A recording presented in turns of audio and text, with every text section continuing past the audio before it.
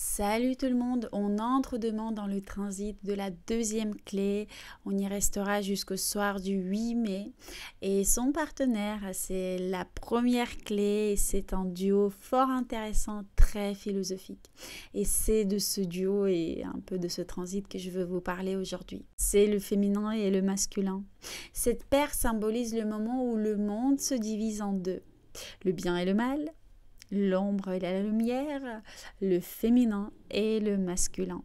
Il y avait le néant, et pour vivre l'expérience de soi, ce rien, ce néant, s'est divisé en essence et en la forme. La forme, c'est la structure et l'essence la remplit. Je parle de cela dans une vidéo sur ma rencontre avec le design humain et qu'est-ce que le design humain pour moi et qu'est-ce que c'est comme système en général. Regardez-la. Ces deux principes sont la base de tout. C'est l'étincelle divine et la forme. Le premier hexagramme, c'est le yang. Et si on regarde notre vie comme un programme du style Matrix, ça sera le 1 dans le langage de notre programme. Et la deuxième clé, ça sera le 0. C'est le yin, c'est le récipient. C'est la forme où on peut entrer le 1. Et là, on est clairement dans l'aspect de la sexualité. Ce couple est un jeu de dualité. Le premier hexagramme, c'est le désir de créer, de conquérir. C'est le feu, la lumière, le soleil, le principe masculin, le principe créateur. Cet hexagramme symbolise le monde patriarcal. Tandis que le deuxième hexagramme, c'est le principe féminin. Cet hexagramme symbolise le monde matriarcal et c'est notre mère nature. Je vous propose de profiter de ce transit pour ressentir ce qui domine en vous. Le masculin ou le féminin. Par exemple, avez-vous toujours besoin de tout contrôler? Avez-vous toujours un plan et vous ne croyez pas aux rêves ni en la magie? Et si c'est le cas, vous êtes dans l'ombre de la deuxième clé. La peur de choisir la mauvaise direction, c'est aussi l'ombre de la deuxième clé.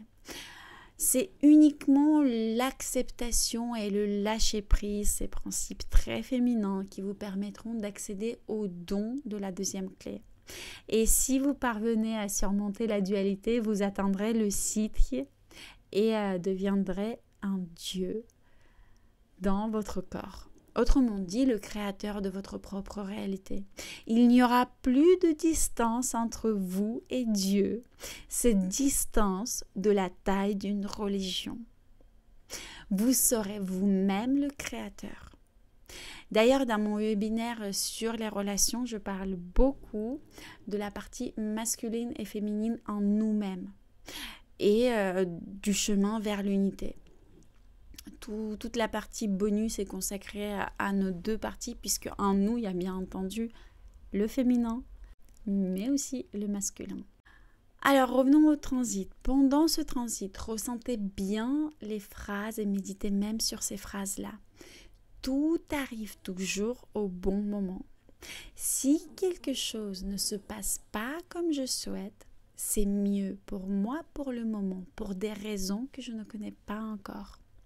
Et j'adore aussi la phrase qui dit que la force féminine réside dans sa faiblesse. Méditez sur ces phrases-là pendant le transit du 3 au 8 mai au soir. Pendant cette période, il est important d'agir avec son cœur. Il est important de l'écouter, de sentir où est-ce qu'il veut vous guider.